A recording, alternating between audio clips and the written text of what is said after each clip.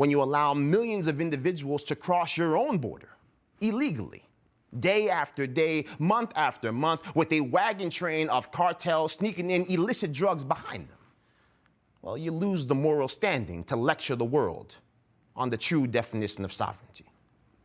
And so, as it turns out, when America ceases to lead by example, when we trample not just on personal liberties, but the process we have put in place to affirm those liberties, the world does indeed take notice.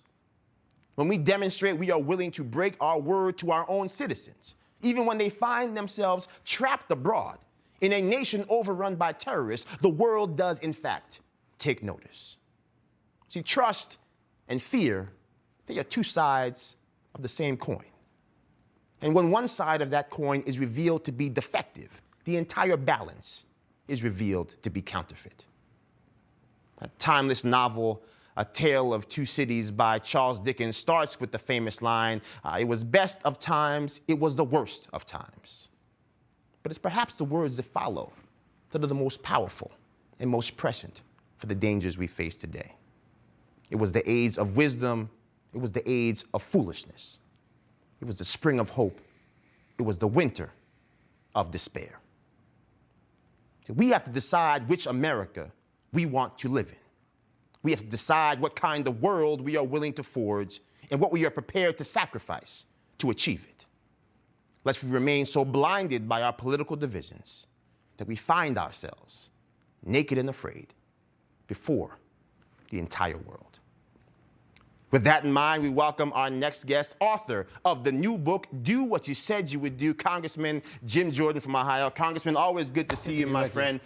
Look, help us break down what is happening to this nation that we love. Really, things just falling apart in the administration that just doesn't seem to get it. You know, great monologue you had there.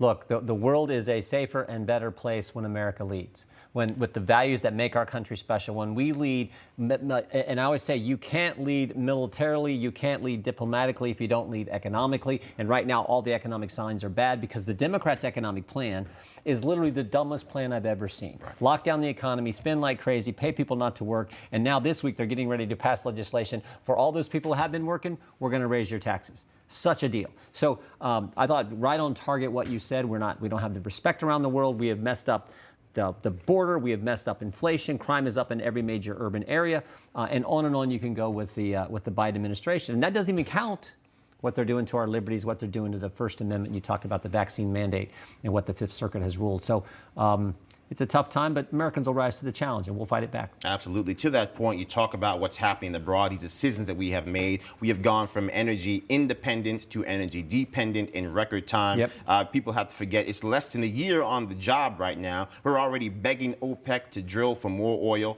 No regulations over there. They don't care about the environment, all in the name, allegedly, of improving the environment while we have hamstrung ourselves here at home. Talk to us about the dangers that makes for the world, particularly in light of what we saw with that pipeline going from Russia to Germany and the aggressions we now see from Russia and China. Great point. And no one thought it could happen this fast. I mean, literally from 10 months ago under President Trump, energy independent country, to now where we are with Joe Biden. But last week in committee, one of the Democrat members of Congress, we had the CEOs of the big oil companies in to testify.